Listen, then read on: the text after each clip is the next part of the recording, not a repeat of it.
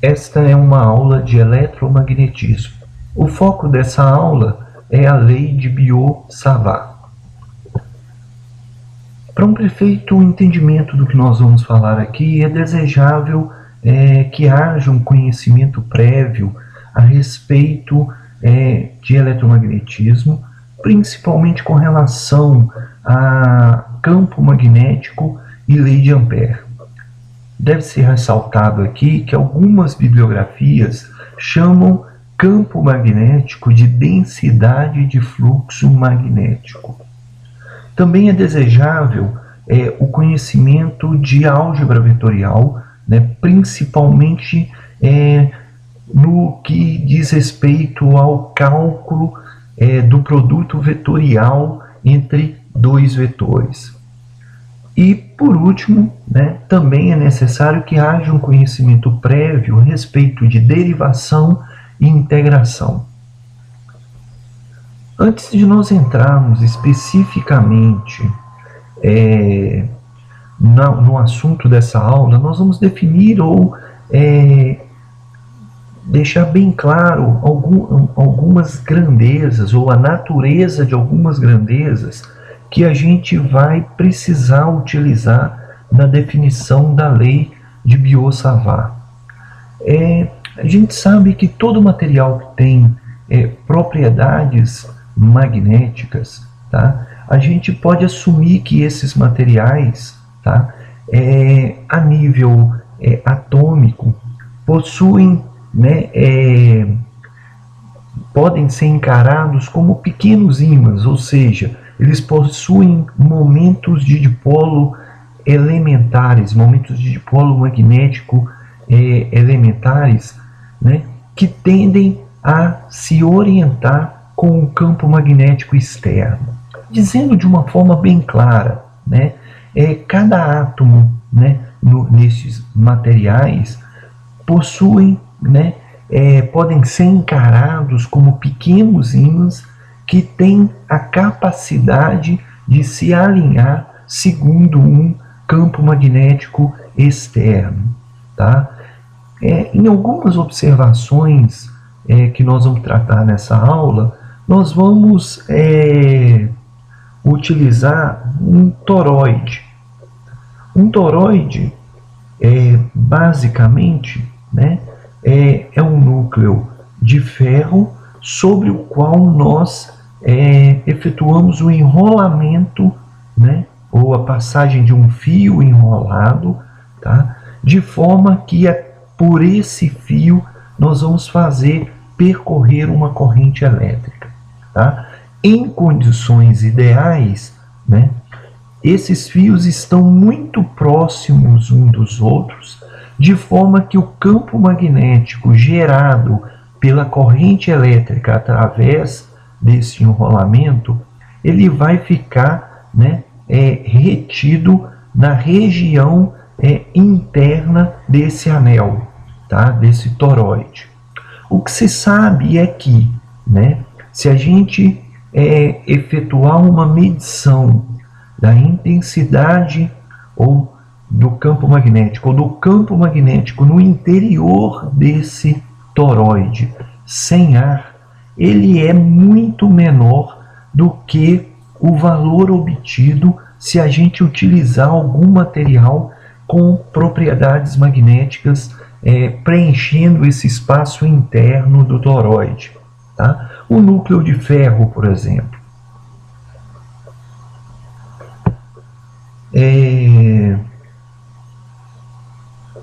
O que se sabe é que esse aumento do campo magnético, né, no interior do toroide, quando da existência do núcleo de ferro, está associado com os momentos de dipolo, ou melhor dizendo, né, o alinhamento dos momentos do dipolo no interior desse material, né, desse núcleo de ferro, desse material com propriedades magnéticas. Nós vamos tentar entender um pouquinho melhor isso aí, porque isso está diretamente relacionado a uma grandeza que nós vamos precisar utilizar mais adiante. Tá? Para entender exatamente como funciona, né, esses alinhamentos de dipolo, né, a forma mais rigorosa de se fazer isso é utilizando conceitos de física quântica. Nós vamos nos abster de fazer isso aqui e vamos utilizar um modelo atômico bem simples, que é um núcleo central, né, e elétrons descrevendo órbitas circulares no seu entorno. Tá? Embora, né, essa descrição não seja, né, totalmente uma realidade, ela é suficiente para que a gente defina algumas grandezas e defina alguns parâmetros importantes para a gente. Tá? Muito bem, se a gente olhar, né, um elétron, né, percorrendo uma trajetória circular em torno do núcleo, tá? Nós podemos encarar esse movimento de rotação do elétron no entorno do núcleo como se fosse uma pequena corrente elétrica. A gente sabe, pela definição de corrente elétrica, que corrente elétrica é movimento ordenado de cargas elétricas, ou seja, está associada com cargas elétricas em movimento, tá? Num movimento ordenado. E basicamente o que acontece neste caso. Então a gente já sabe, né, que uma corrente elétrica produz um campo magnético. Então o que vai acontecer no átomo?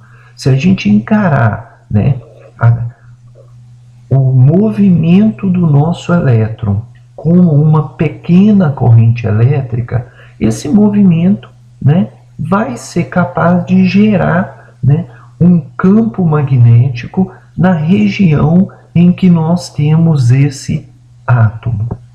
Tá? Então a gente pode encarar a trajetória do elétron, né, de uma forma abstrata, como se fosse um pequeno condutor no entorno do núcleo, pelo qual nós temos a passagem de uma corrente elétrica. Tá? Outro detalhe importante é que o elétron, durante o seu movimento de rotação, né, em torno do núcleo, também pode, né, efetuar movimentos de rotação em torno do seu próprio eixo. Tá? Esse movimento de rotação do elétron em torno do seu próprio eixo vai gerar um outro, né, comportamento, né, de natureza magnética, que é um momento, né, de dipolo, né, chamado momento de spin. E a gente sabe que o núcleo também apresenta esse movimento de rotação em torno do seu próprio eixo. Tá? Então, nesses três movimentos, tá, a gente pode associar, né,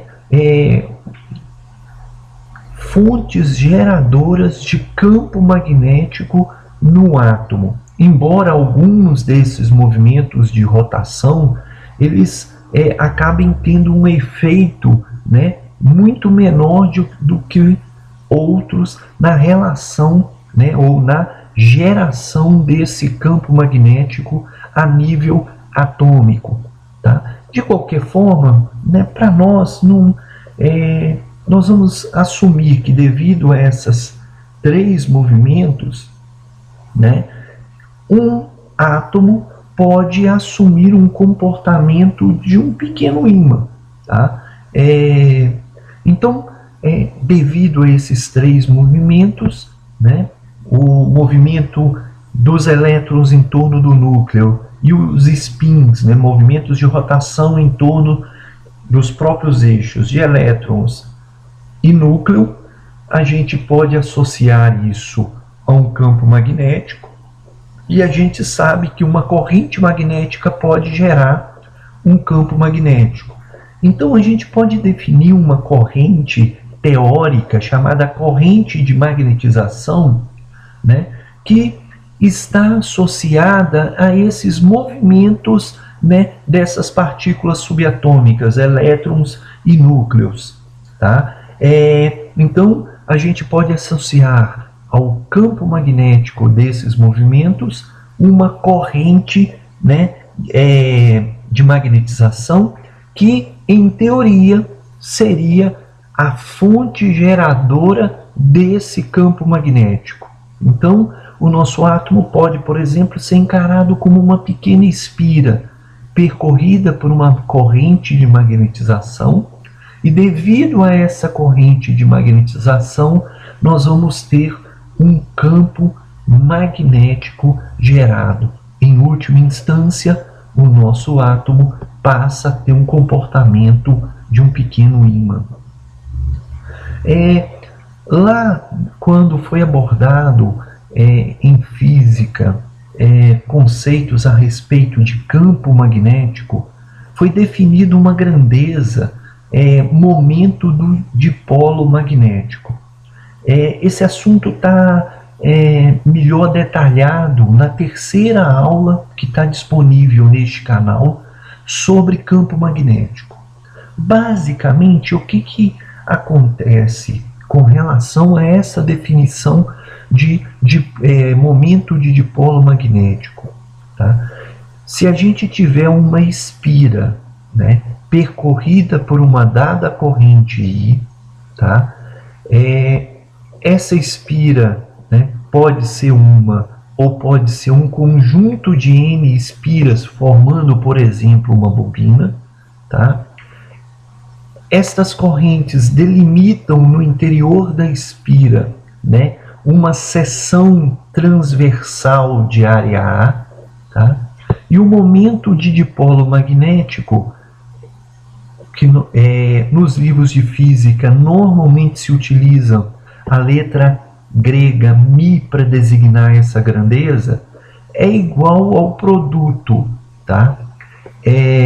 Do número de espiras dessa bobina vezes a corrente que percorre essa bobina vezes a área da seção transversal delimitado pelos fios da bobina. Tá? Essa é uma grandeza vetorial. Tá? Aqui nessa equação nós temos o módulo dela, e essa grandeza, momento do dipolo magnético, foi definido porque esse produto, corrente vezes área de seção vezes número de espiras, sempre aparece em equações, né, de magnetismo, principalmente quando a gente está estudando o movimento de rotação de espiras devido à interação entre um campo magnético externo e a corrente que está percorrendo essa espira. Tá? Então, o momento do dipolo magnético ele aparece nas equações em que a gente estuda no torque, no momento, na rotação de uma bobina inserida numa região com campo magnético. Então, o que é importante para a gente nessa hora é que momento de dipolo magnético nada mais é do que o produto de número de espiras, corrente percorrendo os fios que formam essas espiras e a área de seção transversal.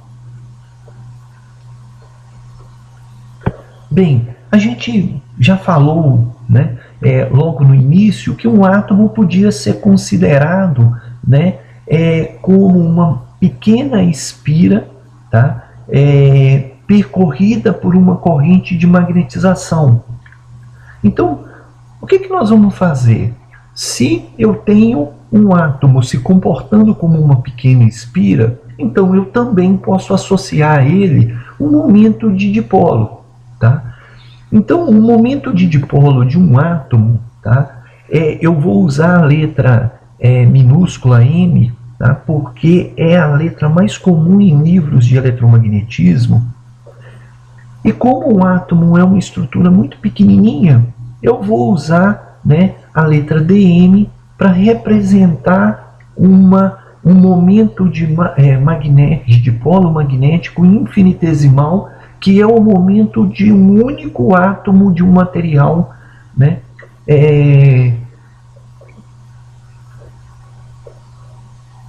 Muito bem.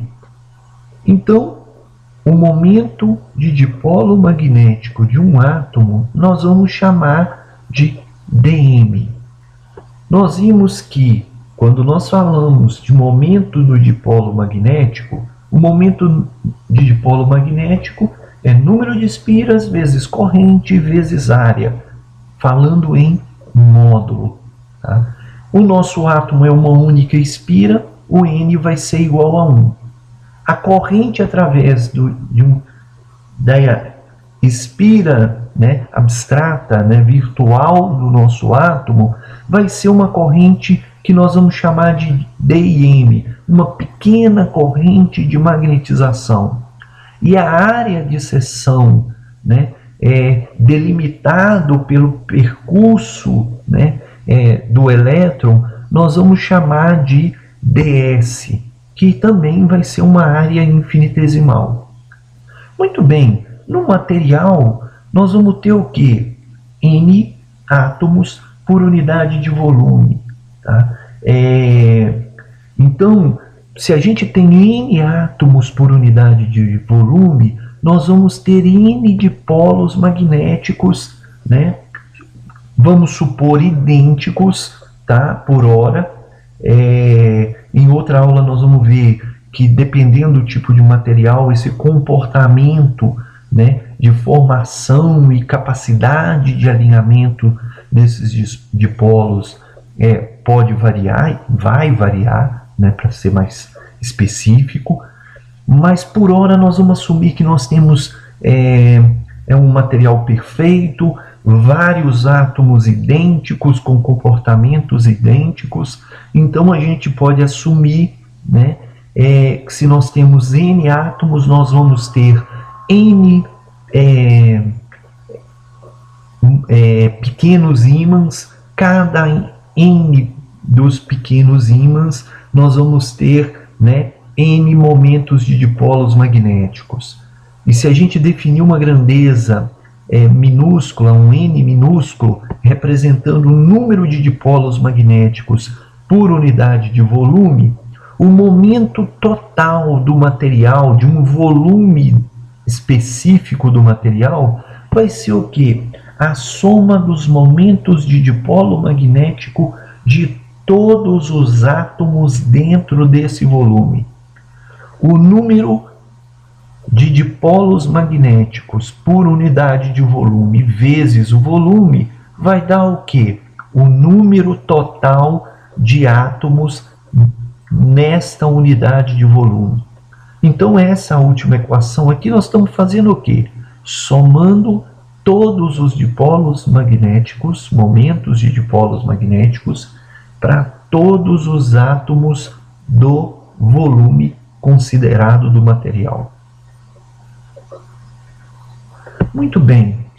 Aí a primeira grandeza definida e importante para a gente, que é a magnetização, que basicamente é momento de dipolo por unidade de volume. Então, se a gente tomar, né, o momento de dipolo de uma unidade de volume, o momento total, lembrando que esse momento total é igual a esse somatório, tá?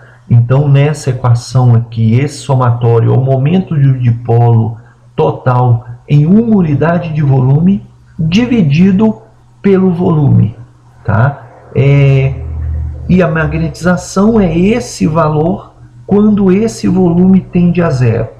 De uma forma contínua, usando, né, sinais de integração, nós teremos que o momento do dipolo magnético é 1 sobre dV, onde que dV é um volume infinitesimal, vezes o somatório de todos os momentos de dipolo magnético de todos os átomos contidos dentro desse volume infinitesimal. Tá? Lembrando que, né, o momento do dipolo magnético ele é um vetor, então a magnetização também é um vetor.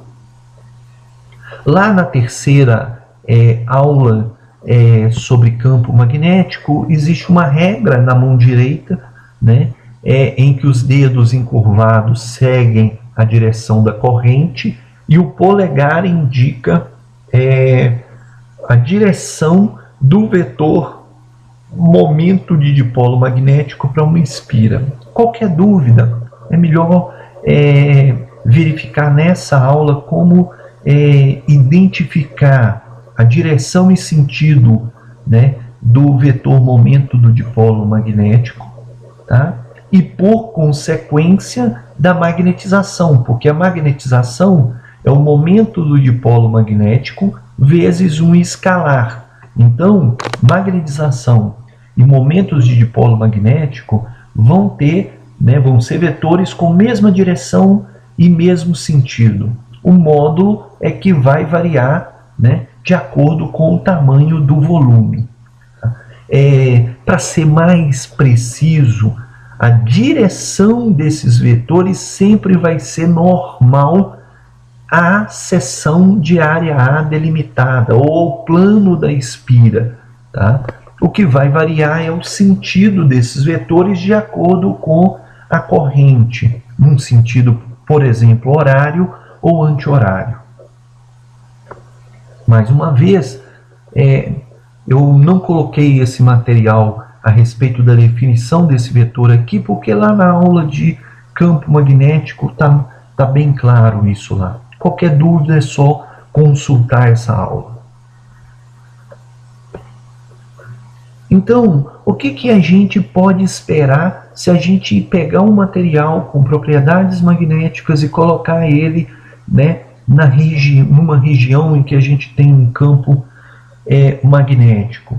Como a gente disse, os nossos átomos são pequenos ímãs, e se a gente colocar um ímãs numa região que existe um campo magnético externo, nós vamos ter um alinhamento, né, desses ímãs, né, um alinhamento dos momentos de dipolo magnético de acordo com a orientação desse campo magnético externo.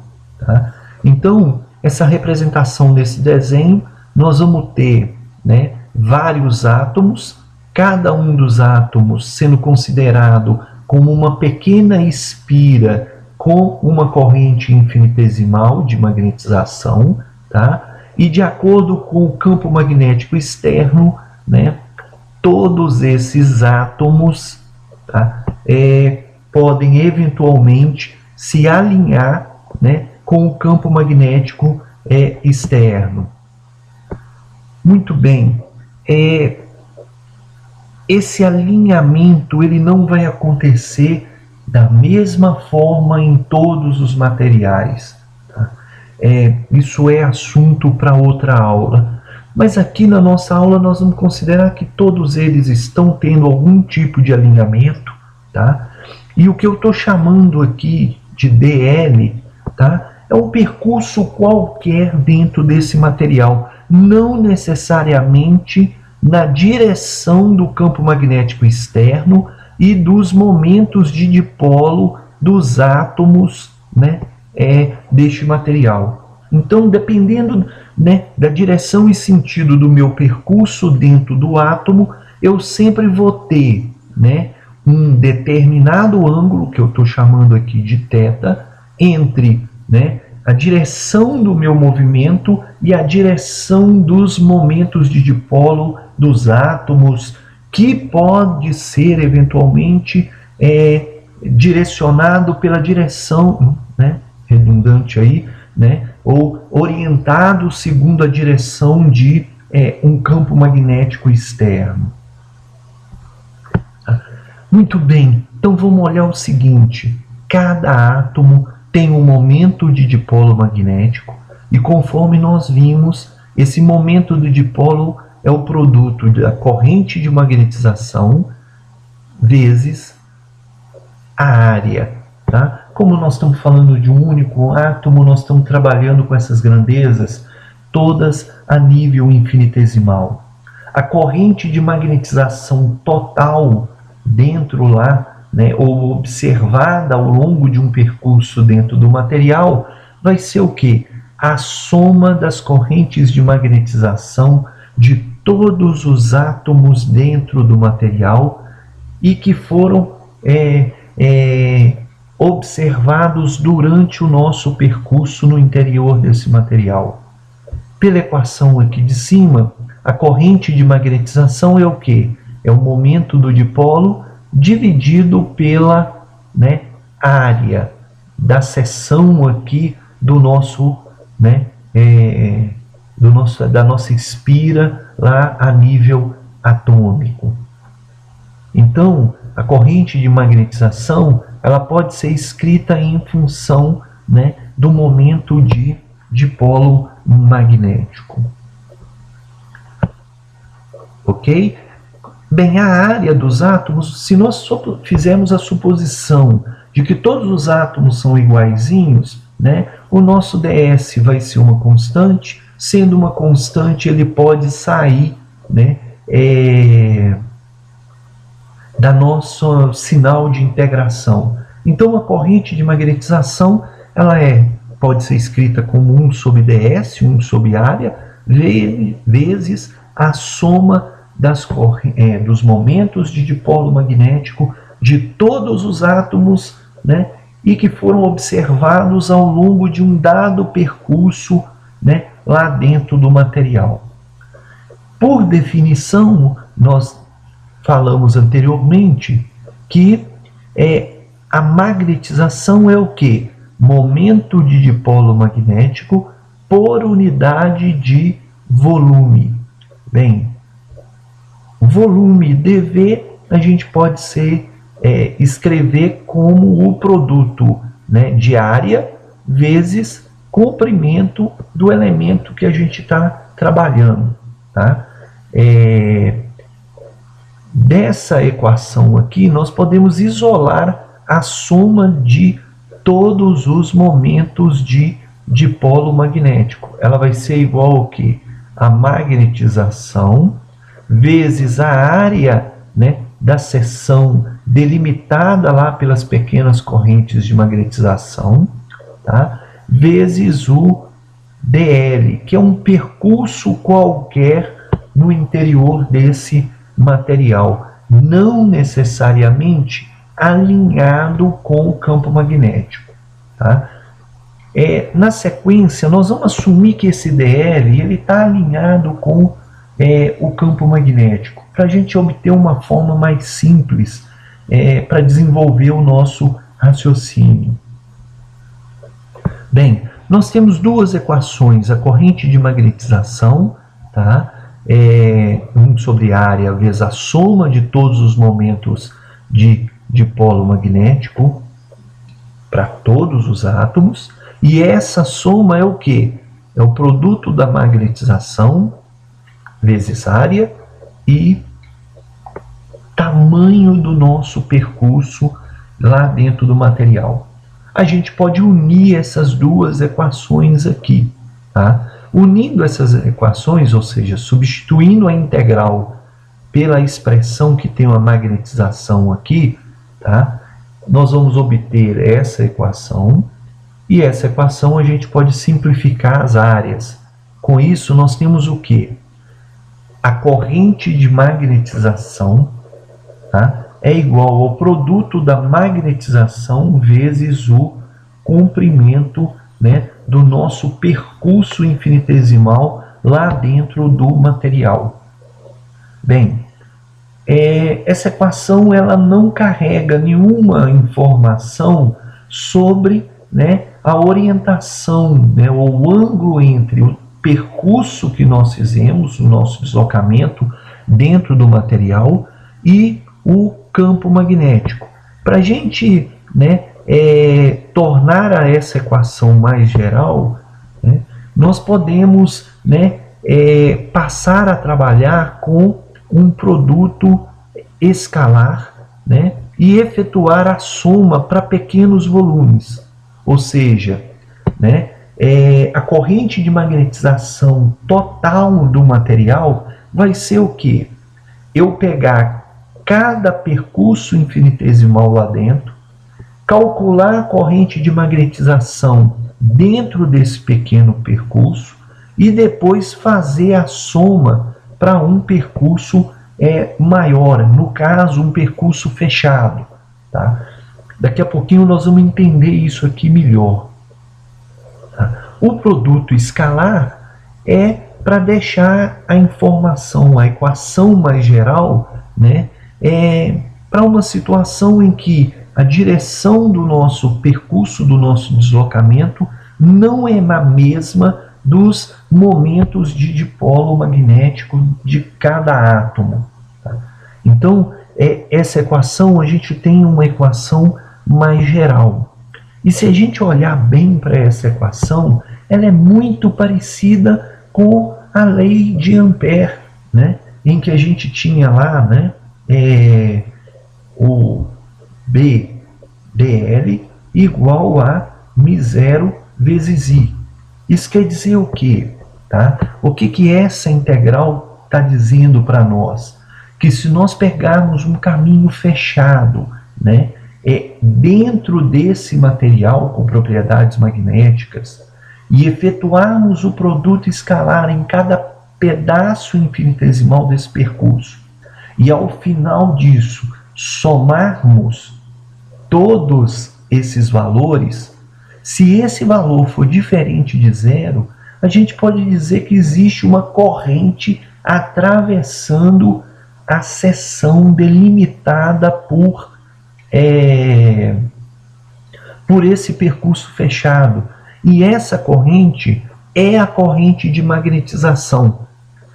Ou seja, essa corrente acaba tendo, né, a mesma forma de cálculo de uma corrente devido, né, associada com um campo magnético designado lá pela lei de Ampère.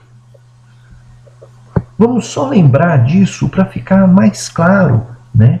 E aí aqui a gente deixa, né, a fórmula como vista lá nas aulas de física da lei de Ampère, em que a gente definia um percurso fechado, né, e a integral do campo magnético ao longo desse percurso fechado, né, ou seja, o produto escalar do vetor campo magnético e um vetor deslocamento infinitesimal, né, somados ao longo de um percurso fechado, isso é igual, né, a uma constante, que é a constante de permeabilidade magnética, vezes a corrente que percorre, né, ou atravessa a seção delimitada por esse percurso fechado. Tá? Se a gente voltar aqui, né, usando um desenho que a gente fez lá atrás, nós temos um percurso fechado, nós temos uma corrente I. Tá? A lei de Ampère diz que se a gente efetuar o produto ao longo, né, o produto escalar do deslocamento e o campo magnético ao longo desse percurso fechado, isso vai ser igual, né, a uma corrente que atravessa essa seção.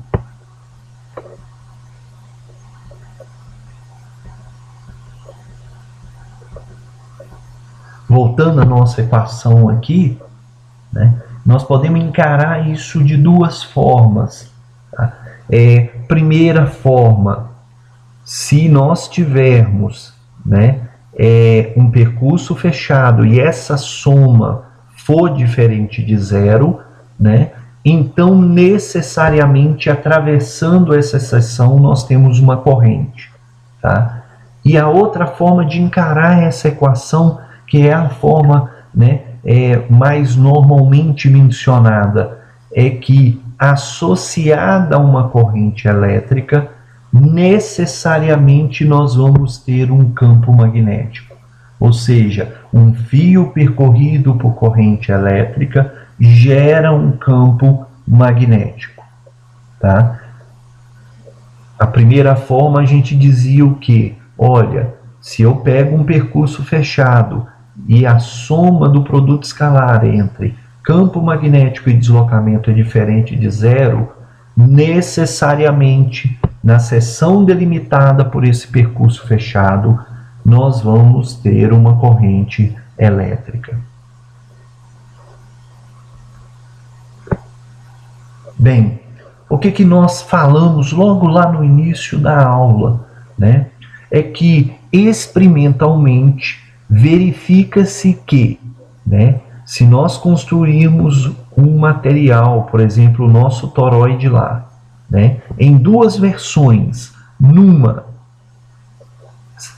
com o núcleo preenchido por vácuo, por ar, em outra, em que nós colocamos, por exemplo, o núcleo de ferro, observa-se experimentalmente que nesta segunda montagem com o núcleo de ferro, o campo magnético é muito mais intenso, o módulo do campo magnético é muito maior. Lembrando que esse B, em livros de eletromagnetismo, ao invés de ser chamado de campo magnético, é chamado de densidade de campo magnético. Tá?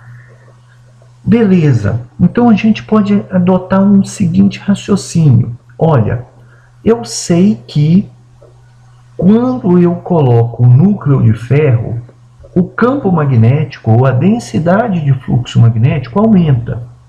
Então, o que eu poderia eventualmente fazer?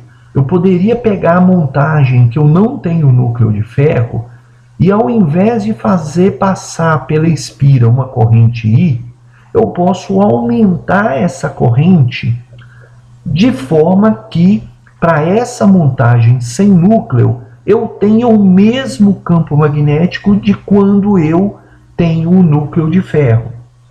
Tá? Então, a nossa equação, né, ela pode ser alterada da seguinte forma. Olha, eu vou manter o meu núcleo com ar, com vácuo, tá? Mas eu vou aumentar a corrente numa quantidade igual, né, a uma corrente hipotética de magnetização. Então, para ter o mesmo campo magnético sem núcleo de ferro, eu aumento a corrente, que com isso eu aumento o módulo do campo magnético, e o meu resultado vai dar o mesmo de eu estar utilizando, né, o anel de ferro. Tá? Então, em vez de termos uma única corrente I, nós vamos ter uma corrente I mais uma parcela hipotética associada à magnetização, que está associada com os alinhamentos dos átomos, dos nossos pequenos ímãs dentro desse material com propriedades magnéticas. Tá? Nós vimos que essa corrente de magnetização, nós acabamos de ver de uma forma bem primária para deduzir ela, né, que essa corrente de magnetização pode ser obtida por essa integral em percurso fechado. Então, o que a gente faz? A gente pode substituir a corrente de magnetização na fórmula pela nossa integração. Então, a nossa lei de Ampère passaria a assumir esse formato aqui.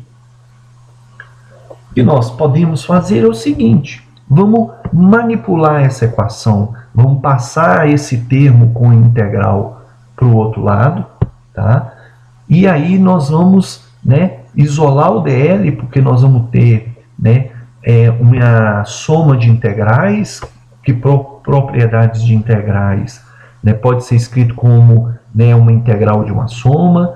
O produto escalar tem a propriedade distributiva, então a gente pode trabalhar em cima disso. Tá? Eu omiti isso aqui nessa transparência. De qualquer forma, né, partindo lá da nossa equação inicial, né, nós podemos manipular a nossa equação e obtermos essa integral aqui, em que nós temos um termo em que nós temos lá a densidade de fluxo magnético ou campo magnético lá da física, nós temos a magnetização, né, que é momento de dipolo por unidade de volume, né? Nós temos o produto escalar com o nosso deslocamento infinitesimal, e isso é a corrente I, que efetivamente é macroscópica, eu consigo medir, né, que é a corrente visível através do fio, a corrente real. Tá? Então, ao introduzir o conceito de magnetização, nós promovemos uma atualização lá da lei de Ampère, vista na física, de forma que essa lei de Ampère passa a valer também para quando eu tenho um material com propriedades magnéticas. E aí eu posso aplicar essa lei de Ampère de forma atualizada para esses materiais. Bem, essa grandeza que aparece entre parênteses aqui, ela aparece muito na física. E como sempre, né, normalmente ocorre, ela acabou recebendo um nome e um símbolo especial. Tá? Então a grandeza entre parênteses, ela passou a ser designada como intensidade de campo magnético, e a gente vai utilizar a letra H, né, para designar ela. Né? Lembrando que, né, a densidade de fluxo ou o campo magnético, né, é vetor, a magnetização é vetor, portanto, a intensidade de campo magnético também é um vetor. Se a gente operar as unidades dessas grandezas que estão aqui, nós vamos ver que a unidade é ampere por metro. Lembrando que o μ0 ele não é uma grandeza adimensional. Nós especificamos isso aqui, ó. A unidade do μ0 é Weber vezes Ampere vezes metro. A unidade do B é o Tesla, ou Weber por metro quadrado. O deslocamento, a unidade é o metro, né? E a corrente, né? A unidade é o ampere. Tá? Então nós temos uma, digamos, nova versão da lei de Ampère. Normalmente ela é chamada lei circuital de Ampère, tá? Em que agora ela vale tanto para materiais nos quais a gente tem vácuo, né, ou meios onde a gente tem o vácuo, quanto para meios que apresentam alguma propriedade magnética. Tá? Então ela é uma forma mais geral do que a lei de Ampère que a gente viu lá na física. Tá? De qualquer forma, continuamos tendo o produto escalar entre, né, a intensidade de campo magnético e o deslocamento. E a soma, né, desses produtos escalares ao longo de um percurso fechado é a corrente elétrica. Tá? No vácuo, o que acontece? No vácuo é a ausência de matéria. Se nós não temos matéria, nós não temos átomos. Se nós não temos átomos, nós não vamos ter momentos de dipolo. Se nós não temos momento de dipolo, né, a magnetização, que é, né, momento de dipolo por unidade de volume, vai ser zero. Com isso, né, a intensidade de campo magnético vai ser o quê? A densidade de fluxo magnético dividido por μ0. Então nós vamos ter uma relação entre o campo magnético e a intensidade de campo magnético válida somente para o vácuo, né? B igual ao produto de μ0, que é uma constante, vezes o vetor intensidade campo magnético, né? Simbolizado pela letra H. Ok? Para ficar bem claro, essa equação só é válida para o vácuo. Tá? Em outros meios, o que relaciona uma grandeza com a outra é essa grandeza aqui, né? Delimitada na parte superior do slide. Beleza. Nós ficamos até agora definindo a intensidade de campo magnético. Tá? E é ela que é importante para a gente quando a gente estiver analisando, né, a lei de Biot-Savart. Tá? De uma forma mais geral. Tá? Lá na física, a lei de Biot-Savart foi definida em função do campo magnético. Aqui nós estamos definindo, né, a lei de Biot-Savart, né, quando a gente tiver um material qualquer. Tá? Nós temos um fio, nós vamos supor um filamento, né, qualquer, percorrido por uma corrente elétrica, tá? E a lei de Biot-Savart, ela nos permite calcular, né, a intensidade de campo magnético num ponto P qualquer distante desse fio. Tá? Então, ela é uma forma mais geral do que a lei de Ampère, porque, conforme visto lá na lei de Ampère, a gente precisa ter a possibilidade de definir percursos fechados que explorem a simetria do problema, né? A lei de Biot-Savart, ela não tem essa necessidade, tá? Portanto, ela é uma lei mais geral. Tá? Outro detalhe importante é que ela é uma equação, que nós vamos ver, obtida de forma experimental. Tá? Nos livros, nas bibliografias, normalmente a gente tem lá uma forma textual de definir essa lei, né, que pode ser traduzida pelo que está escrito aqui. Tá? Eu vou até ler, né? A lei experimental de Biot-Savart estabelece que em qualquer ponto P do espaço, a intensidade do campo magnético produzido por um elemento infinitesimal dl do fio é proporcional ao produto da corrente pela magnitude do comprimento diferencial e pelo seno do ângulo que liga o filamento dl, tá, e a linha que conecta o filamento dl ao ponto P. Textualmente, isso é quase impossível da gente entender. Bem, fica mais fácil a gente trabalhar com a equação, né, que é a tradução algébrica dessa frase. Tá? E a equação está apresentada aqui. Então, vamos de novo.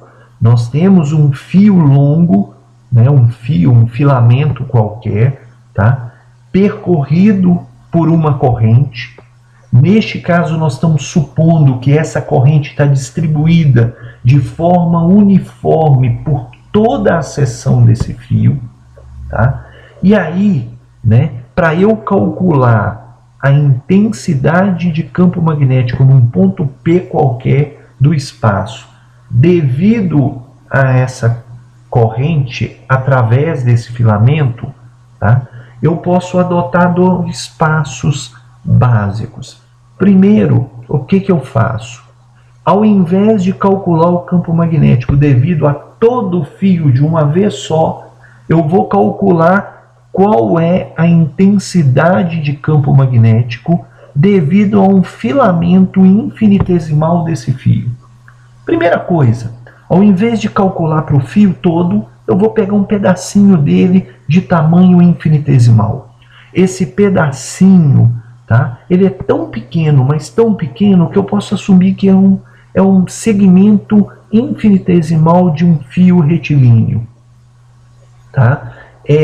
Se ele é retilíneo, tá, o dl é um vetor que vai ter o módulo, o comprimento desse segmento infinitesimal, então vai ter um módulo dl, e a direção e sentido dele vai ser a direção do segmento, ou mais especificamente, né, a direção da corrente elétrica aonde passa, né, aonde está situado esse segmento infinitesimal, ou nós vamos ver a direção do vetor densidade de corrente, tá? Quando eu não tiver essa corrente distribuída de forma uniforme. Tá? Então, a equação me diz o seguinte, olha, eu não vou calcular para o fio todo, eu vou calcular um campo infinitesimal dH no ponto P devido a esse segmento de fio percorrido por corrente. Bem, a lei me diz o quê? que esse campo infinitesimal é igual a corrente que passa pelo fio, grandeza macroscópica, dividido por 4π, que é uma constante, vezes o r ao quadrado. Bem, o que é esse r? É a distância entre o segmento que eu estou efetuando o cálculo até o ponto P, uma distância em módulo, ou seja, é a distância em módulo entre o segmento DL e o ponto P, tá? Vezes, aí entra um produto vetorial de dois vetores. O primeiro vetor é um vetor DL, que vai ter um comprimento DL, tá? E vai ter a direção e o sentido, nesse caso, da corrente no fio. Então, assumindo a corrente no fio, naquele segmento de fio, sendo essa aqui, o DL vai ter exatamente a direção e sentido da corrente. Bem, o AR é o quê? É o vetor unitário na direção, né, entre, ou na reta suporte entre o segmento DL e o ponto P. Basicamente, na prática, como que a gente obtém esse vetor unitário? Nós vamos até ver num exemplo mais adiante. Nós vamos calcular o vetor R entre dois pontos conhecidos. Uma vez tendo o vetor R, o vetor unitário é o quê? O vetor R dividido pelo módulo dele.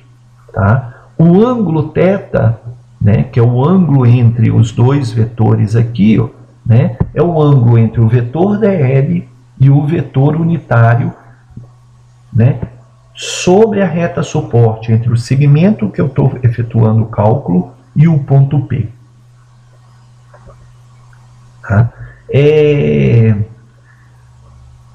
A equação que nós vimos, conforme eu disse, ela leva em consideração que a corrente está distribuída de forma uniforme por toda a seção do nosso condutor. E isso pode não ser sempre o que acontece na realidade. Quando a gente não tiver a corrente atravessando de forma uniforme toda a seção do nosso condutor, a gente passa a trabalhar com densidade, tá? De corrente. E aí a gente cai em duas situações possíveis. Tá? A primeira é quando a nossa corrente está distribuída de forma uniforme por lâminas, camadas de espessura infinitesimal do fio. Tá? Ou naqueles casos em que nós só temos corrente superficial através do condutor. Nesse caso, a gente usa, né, uma grandeza chamada densidade superficial de corrente, que nesse caso está recebendo a designação da letra K. Bem, a corrente vai ser o quê? A densidade de corrente superficial, né, vezes o vetor B.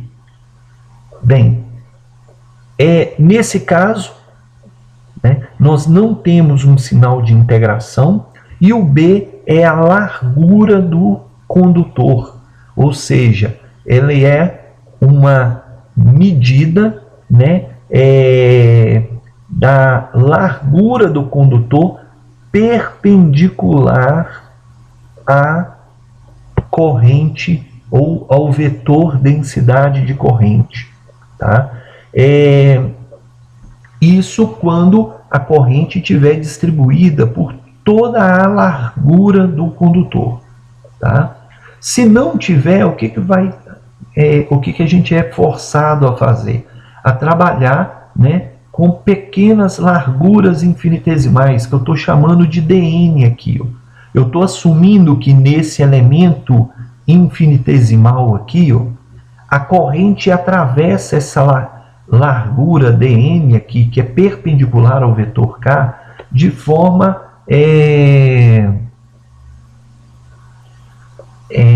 uniforme. Então, o que a gente pode fazer? A corrente ela vai ser o produto escalar do K vezes esse dm, ok? E a lei de Biot-Savart, ou seja, o campo magnético num ponto P qualquer do espaço, distante a uma distância R de um elemento de área, né, que é uma superfície lá no nosso condutor, uma pequena lâmina do nosso condutor, vai ser o produto vetorial entre a densidade e corrente, vezes o vetor unitário entre esse elemento de área, né, e o ponto P onde a gente está querendo calcular, né, vezes a área desse elemento de área, dividido por 4πr ao quadrado. Ou seja, nesse caso a gente faz isso para cada elemento de área, né, em cada lâmina, né, e aí faz a soma total do campo magnético. A outra possibilidade é quando a corrente ela pode ser assumida como constante, não como através de uma lâmina, mas através de uma seção do nosso condutor. Aí a gente usa a nossa velha conhecida densidade de corrente.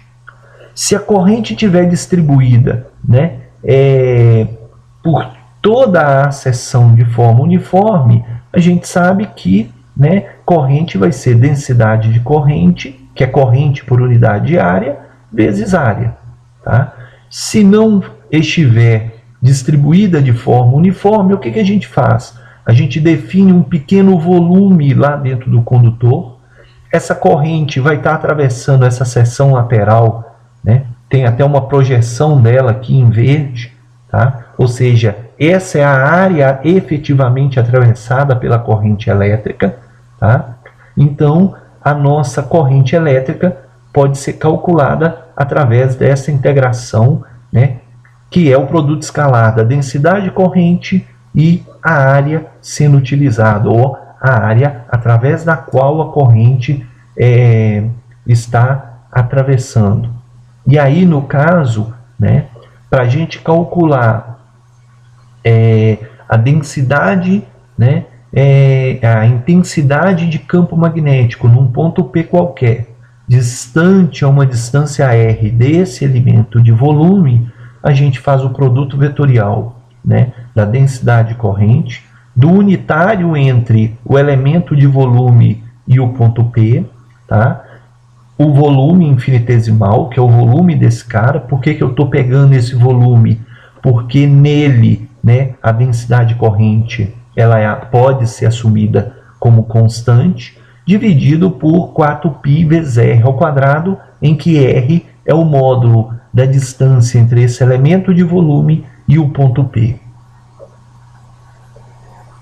Tá? Então, uma vez calculado a densidade, a intensidade de campo magnético para um elemento infinitesimal, a intensidade de campo magnético total, né, no ponto P vai ser o quê? A soma, né, de todas as contribuições infinitesimais de cada segmento ao longo do condutor percorrido por corrente elétrica.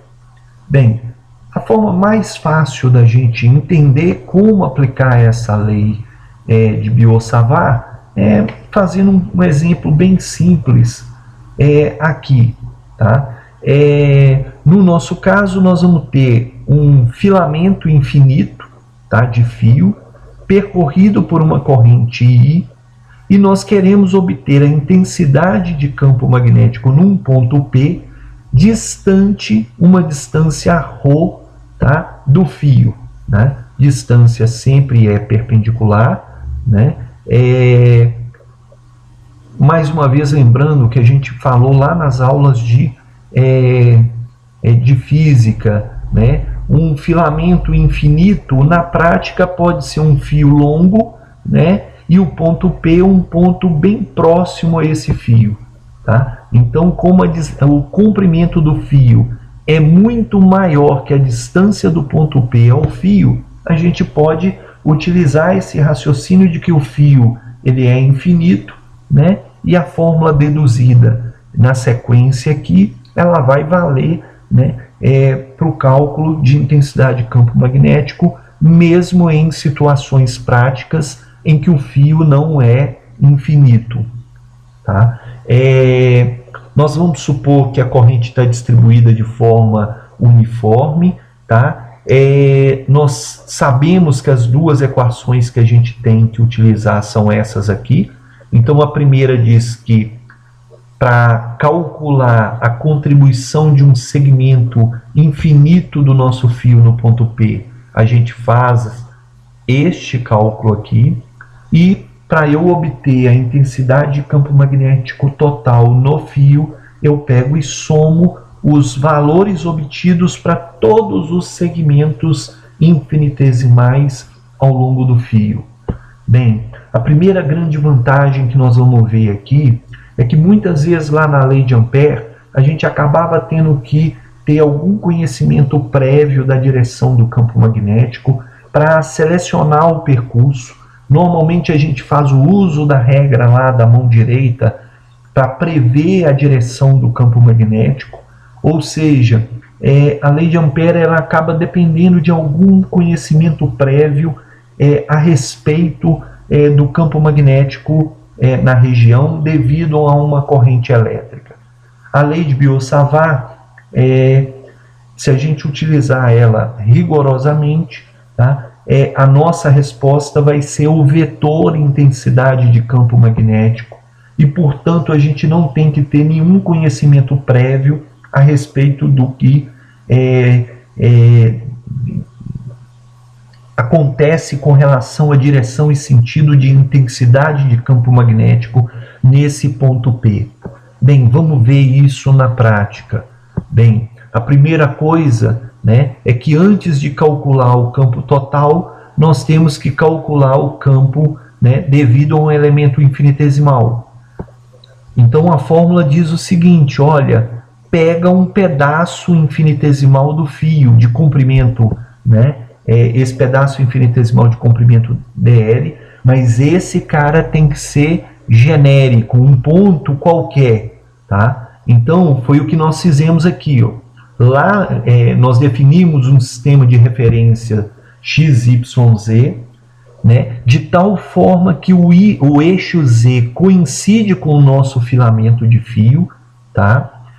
Nós temos liberdade para definir, né, um referencial. É claro que nós vamos definir um referencial que facilite a nossa vida, e por isso nós fizemos esse referencial em que o eixo Z coincide com o nosso fio. Tá? Os eixos X e Y foram definidas de tal forma que o eixo Y coincide, passa pelo ponto P. Tá? Então, nós definimos o eixo Z e o eixo Y, né, de tal forma que o eixo Y está, o ponto P está no eixo Y, tá? E o eixo X, né, no caso, ele é perpendicular aos dois eixos em que nós escolhemos adequadamente a posição deles. Nós tínhamos liberdade de fazer isso e assim o fizemos.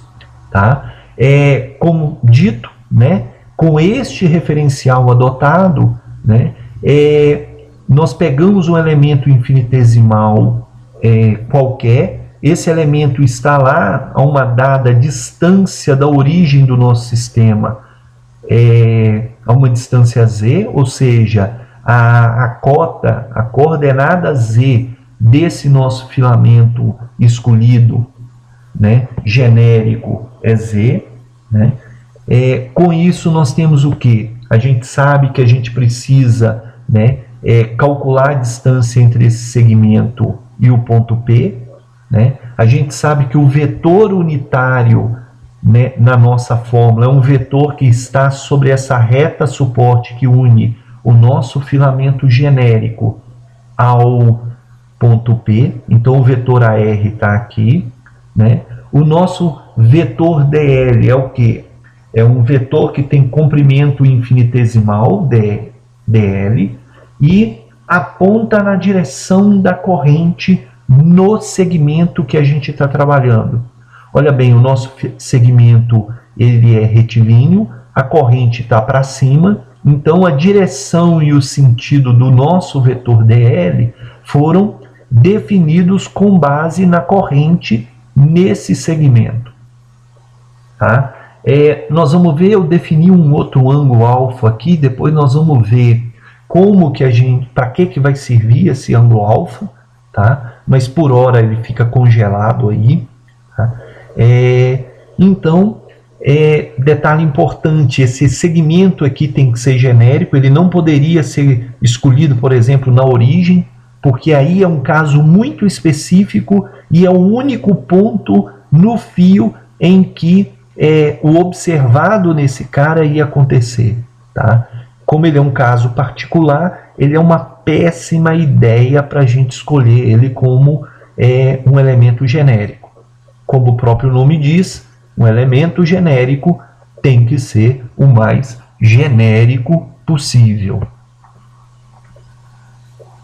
Bem, a primeira coisa é o seguinte, vamos começar a trabalhar com essa nossa equação. Olha bem, esta é a equação da lei de Biot-Savart original.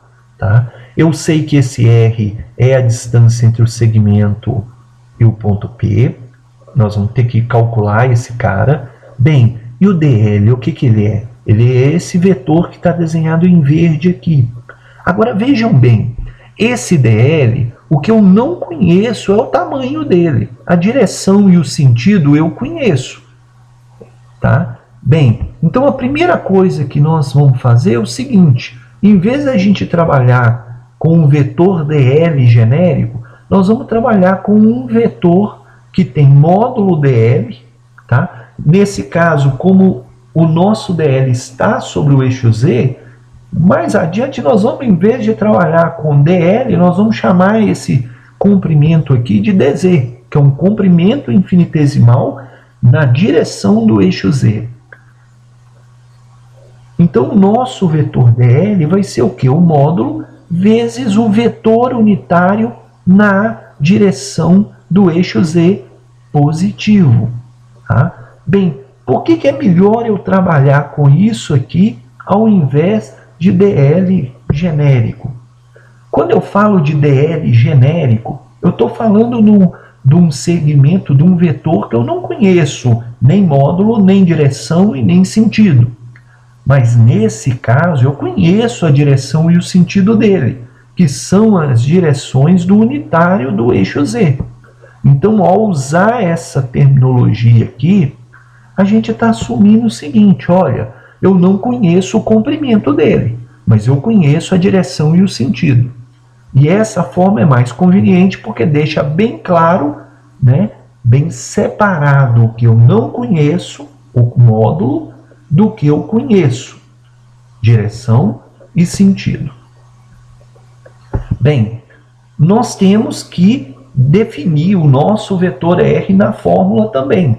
Tá? Por enquanto, né, o dl a gente sabe que a gente pode escrever ele de uma forma mais genérica. Agora vamos trabalhar com esse vetor unitário R, porque estão relacionados com a mesma coisa. Né? Bem, antes de definir um unitário entre o segmento e o ponto P, o que a gente tem que fazer? Definir um vetor, né, que tem esse módulo, direção e sentido.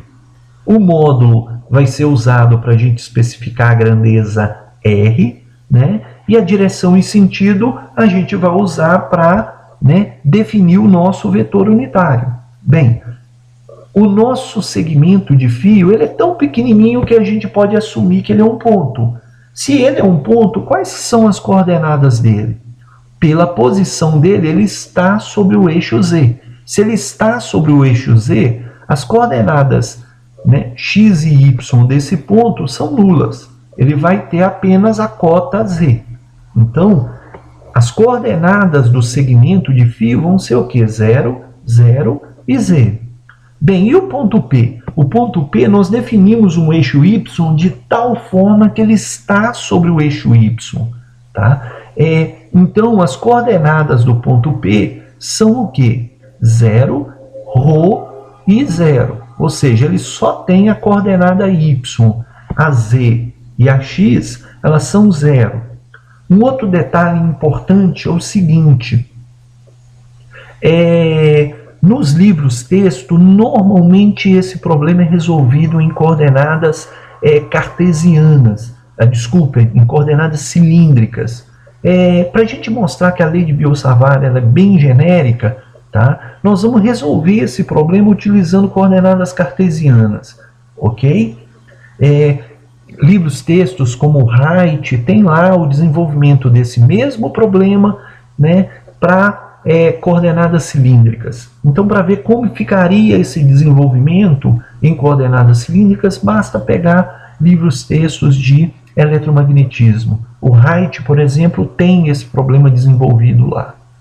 Bem, então o que vai acontecer? Eu tenho dois pontos, posso definir um vetor. Lá da geometria, né, analítica, né, a gente pega as coordenadas do ponto final menos as coordenadas do ponto inicial, né, e a gente consegue definir o nosso vetor R.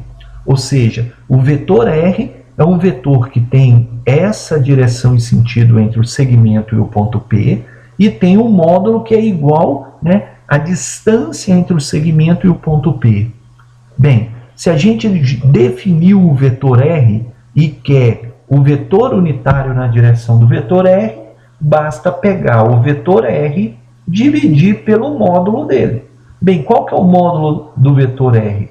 Vai ser as coordenadas que ele tem ao quadrado, somadas, e depois a gente tira a raiz quadrada. Com isso, nós temos o quê? Nós temos aqui definido o módulo, né, o nosso vetor unitário na direção R, que é o que a gente precisa lá na fórmula. E o módulo do vetor R, que é raiz quadrada de ρ ao quadrado mais z ao quadrado, é o R, o módulo de R que aparece também lá na fórmula. Beleza, então agora nós temos todas as informações disponíveis para, né, atualizar a nossa fórmula geral, né? A nossa fórmula geral é essa aqui. A gente já definiu um DL, né, mais adequado, nós descobrimos qual é o vetor unitário na direção R, né, também genericamente falando, né, em que o Z, né, ele é a coordenada Z do nosso elemento infinitesimal, do nosso segmento. Então, cada segmento infinitesimal do fio vai ter um Z diferente, tá?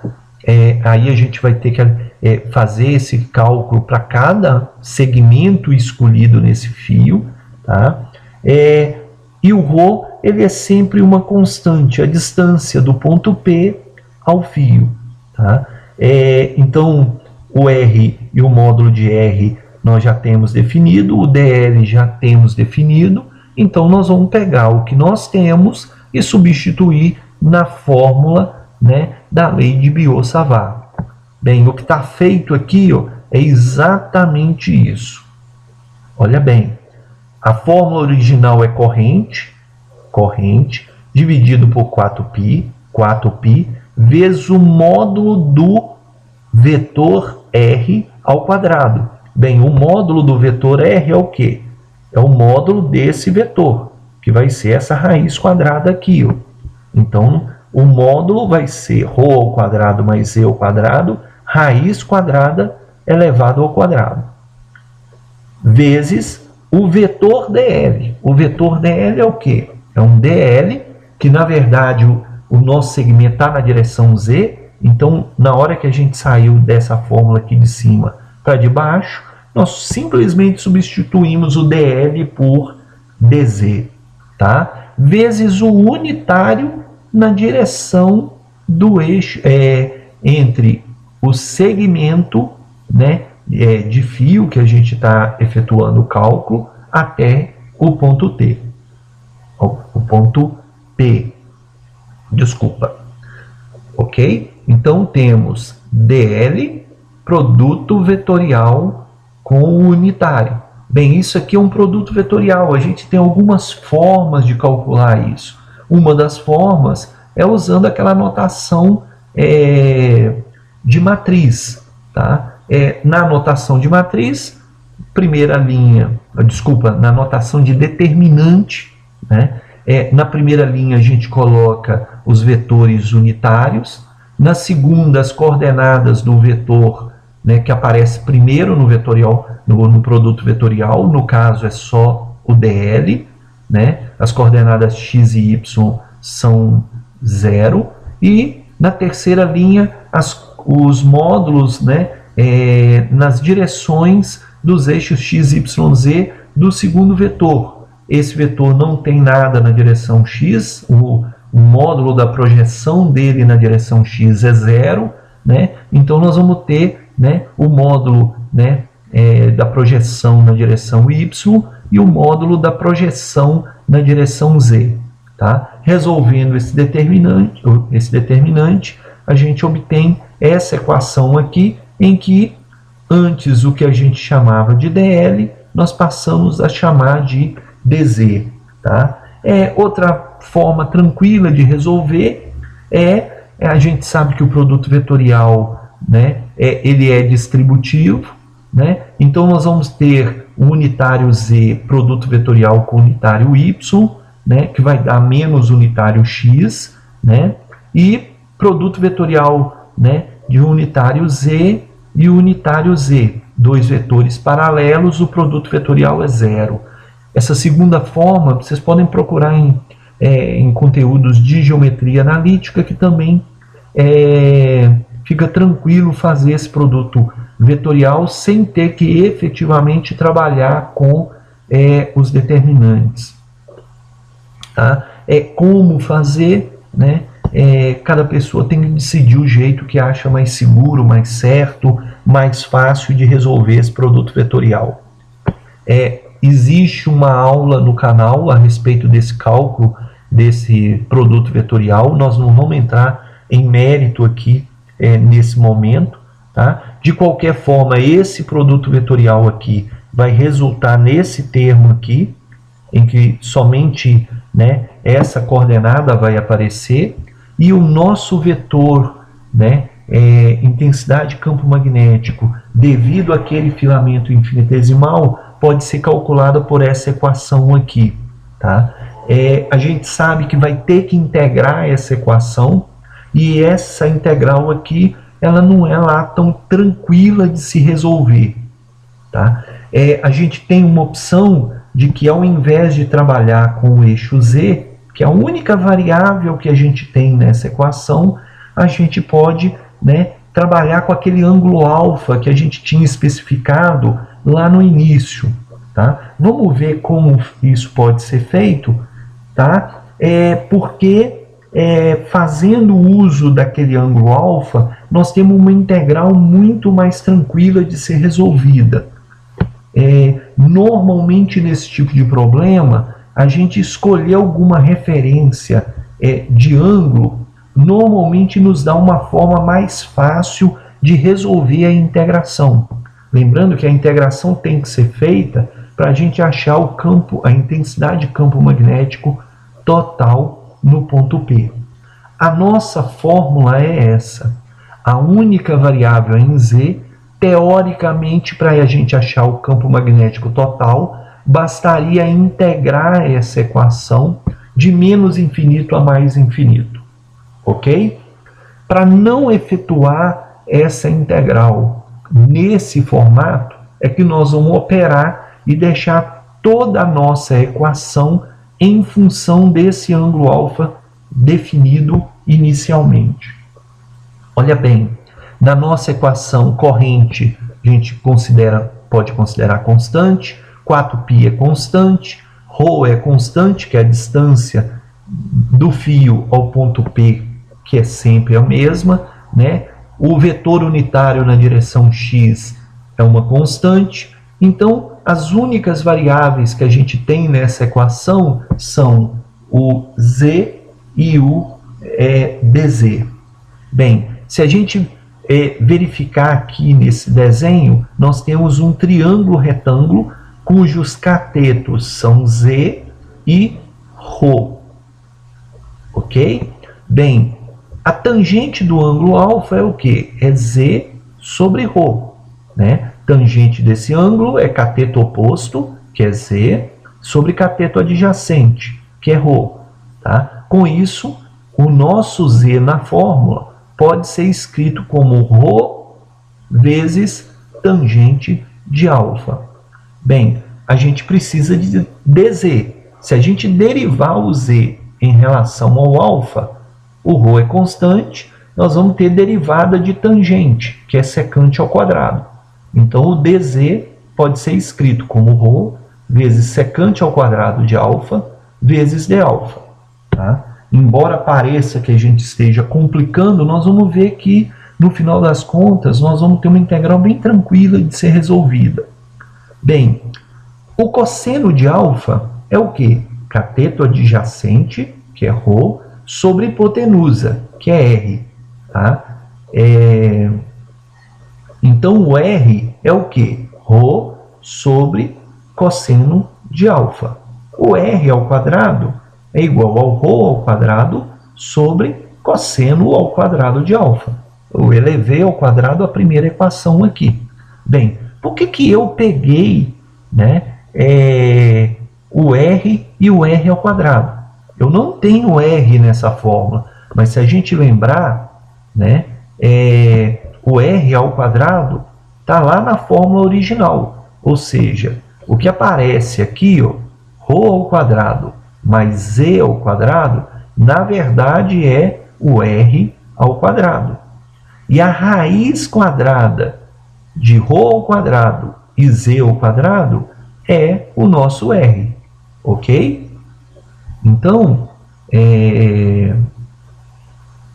nós vamos substituir, né? Nós temos os valores, vamos substituir na equação.